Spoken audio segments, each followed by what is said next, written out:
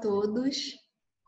Hoje nós vamos fazer uma pequena reflexão de um capítulo do livro de Pontos e Contos, que é o livro que nós estamos estudando aos domingos. E hoje nós vamos refletir sobre o capítulo 12 desse livro. Para nos ajudar nessa reflexão, vamos ler o capítulo juntos. Então, livro Pontos e Contos, capítulo 12, a Árvore Divina. Ante nossa acalorada conversação para definir o testamento de Jesus, Cristo, o ancião de olhos lúcidos, complacente e humilde, esclareceu.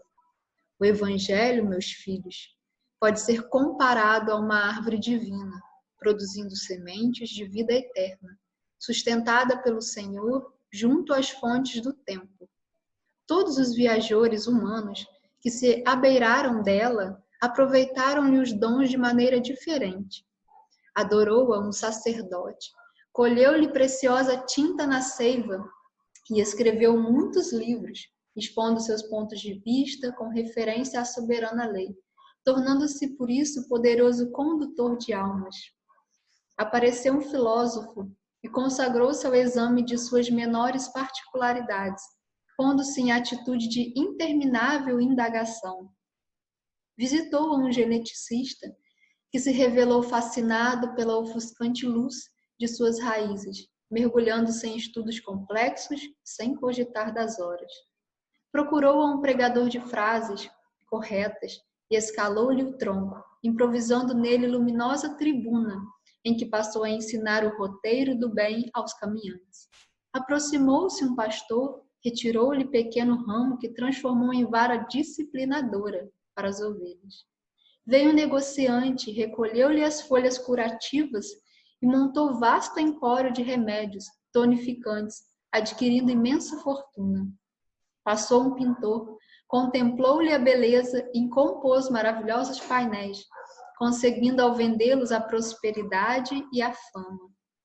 Apareceu um escultor hábil, seccionou-lhe alguns galhos robustos e converteu a delicada madeira em primorosas estátuas que o encheram de riqueza e renome. Surgiu um polemista, anotou-lhe a posição no solo, fez minuciosa estatística de todas as suas possibilidades, de modo a discutir com base sólida as ideias que pretendia oferecer aos semelhantes. Apareceu infortunado vagabundo, que se lhe ajoelhou à sombra acolhedora e dormiu satisfeito. Veio um doente, desesperado, que lhe fixou as flores perfumosas, arrancou-as ansioso a fim de obter um elixir de consolação. Cada qual se uniu à árvore preciosa, satisfazendo os propósitos que se sentiam possuídos. Todavia, embora dessem o máximo de seus esforços à obra do progresso coletivo, em tarefas respeitáveis, continuavam sempre radicados ao campo inferior da vida, atormentados pelos interesses que os ligavam entre si. Eis, porém, que surge um homem diferente, caracterizado por grande boa vontade, não exibe título algum, a não ser indiscutível disposição à fraternidade real. Admirou com simpatia o sacerdote, o filósofo, o geneticista, o pregador, o pastor, o negociante, o pintor, o escultor, o polemista, o vagabundo e o doente. E após longa meditação, abraçou-se respeitosamente à árvore, colheu-lhe os frutos e comeu-os. Seus olhos iluminaram-se, fez-se mais sereno, mais forte e mais digno, e em silêncio passou a servir a todos em nome do divino pomicultor. Como persistisse trabalhando abnegadamente, sem ser catalogado na convenção do serviço terrestre, determinou o mestre fosse chamado discípulo, com vantagens ocultas no céu. O velhinho interrompeu-se sorrindo e rematou. Segundo reconhecemos, o Evangelho permanece entre nós, em derredor de sua claridade, porém, toma cada aprendiz o título que deseja. E antes que pudéssemos interpelá-lo para mais amplo esclarecimento do apólogo, fez significativo gesto de adeus e seguiu adiante. Então, esse texto nos faz refletir quem somos nós diante da árvore divina? Quem somos nós diante das luzes do Evangelho? Nós ainda estamos buscando essa conexão com a divindade, com Deus, mas a humanidade se perdeu nessa conexão. Divaldo fala muito em suas palestras que o homem perdeu o endereço de Deus, porque a humanidade, nesse momento, ainda reduz Deus às circunstâncias materiais. Muitas das vezes o ser humano condiciona Deus, a divindade, ao poder, à riqueza, o Deus da beleza que encanta as pessoas. Por isso, nós, quando buscamos a religião, a religiosidade apenas como prática exterior, quando nós fazemos da divindade circunstâncias materiais, nós buscamos essa religiosidade, mas não mudamos a metodologia, nós ainda continuamos com o vazio interior. Por isso que nesse momento, um momento de tantas reflexões para todos nós devemos fazer da doutrina espírita, da árvore do Evangelho, não apenas uma prática externa. Temos que colher esses frutos do Evangelho, mas fazer dele uma luz interior, para que possa nos fortalecer, possa nos ajudar, para que possamos sair dessa dificuldade muito mais maduros espiritualmente. Porque as pessoas que buscam essa religiosidade apenas como culto externo, ela não faz uma imersão na luz. Faz valer-se dos conteúdos espirituais, aplica aos outros, mas às vezes se perde no culto externo, fica apenas na contemplação, como sacerdote, como pintor, como escultor.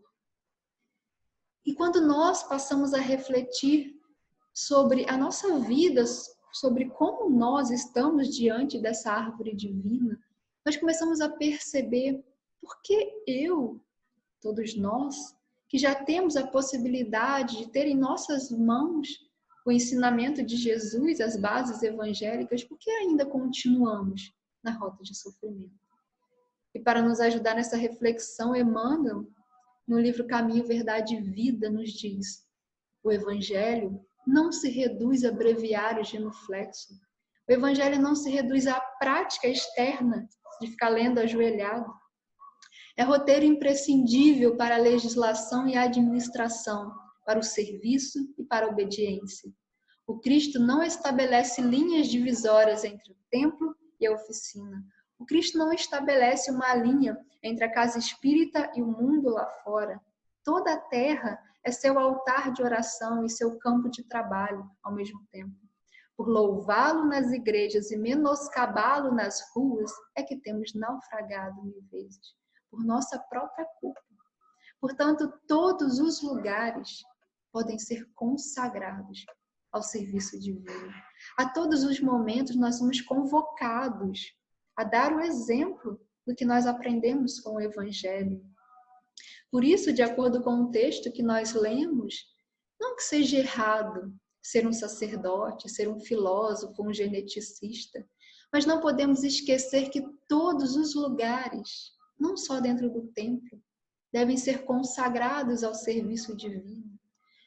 Por isso, o que está faltando em nós não é conhecimento. Nós já sabemos dessas bases religiosas. O que está faltando é a prática do bem, é exercitar, é fazer da doutrina espírita não apenas uma leitura de livros, mas uma experiência de vida.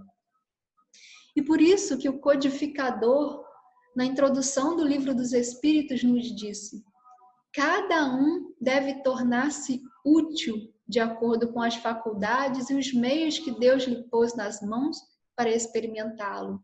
E nesse momento de reflexões, será que estamos sendo um bom instrumento da espiritualidade superior, de Jesus? Será que nesse momento de tanta falta de esclarecimento e de consolo, estamos sendo um instrumento útil para que melhore a psicosfera da nossa comunidade, a psicosfera do nosso planeta? Ou nós ficamos concentrados apenas no sofrimento, nas dificuldades? Por isso que Joana nos esclarece que a coragem de viver deve ser treinada continuamente. Não é à toa que estamos reencarnados nesse momento do nosso planeta Terra, vencendo as pequenas barreiras da timidez, dos receios de fracassos, dos complexos de inferioridade, das doenças reais ou imaginárias, fortalecendo o ânimo em cada triunfo e reconsiderando a ação em cada insucesso. Portanto, em vez de reclamar, vamos agradecer a Deus a oportunidade de estarmos reencarnados nesse momento do nosso planeta Terra. Que possamos fazer dessa oportunidade valer a pena, dar o nosso melhor em prol do benefício da coletividade. Precisamos ter coragem de viver esse momento com muita paz, com muita reflexão, aproveitar essa oportunidade para fazermos a nossa reforma íntima. O que podemos melhorar? Por isso que ela nos disse, fortalecendo o ânimo em cada triunfo e reconsiderando a ação em cada insucesso. Porque não somos perfeitos, a gente ainda erra, mas é o momento da gente reconsiderar a nossa ação. Será que até esse momento eu estava vivendo de maneira adequada? Ou eu preciso, a partir de agora, reconsiderar as minhas ações e tomar um novo rumo em busca da espiritualidade superior? E Paulo de Tarso, que foi um grande trabalhador fiel de Jesus, ele nos dá o exemplo de que o serviço é de Jesus e não nosso. Se cuidarmos muito de nós mesmos nesse capítulo de sofrimentos, não daremos conta do recado. E se paralisarmos a marcha nos lances difíceis, ficaremos com os tropeços e não com o Cristo. Então, nesse momento, se nós prestarmos atenção só no capítulo do sofrimento, ficaremos só com os tropeços e não com Cristo. Quantas coisas boas estão acontecendo nesse momento? Quantas pessoas estão praticando a caridade nesse momento? Nós estamos vendo vários exemplos. Quanta melhora no nosso meio ambiente. Então tem muita coisa boa acontecendo. Só que às vezes as pessoas se concentram apenas no capítulo dos sofrimentos. Ficam só com os tropeços e não com o Cristo. Então, para terminar a nossa pequena reflexão, não podemos esquecer que o Evangelho, meus filhos, pode ser comparado a uma árvore divina, produzindo sementes de vida eterna, sustentada pelo Senhor junto às fontes do tempo. Então vamos beber na fonte divina, colher os frutos da árvore do Evangelho, mas acima de tudo nos esforçar para produzirmos os nossos próprios frutos na seara do bem, para que a nossa vida se torne um rastro de luz para quem está vindo atrás. Então, que Jesus possa nos fortalecer nesse momento difícil e nos ajudar nas nossas dificuldades. Fiquem com Deus.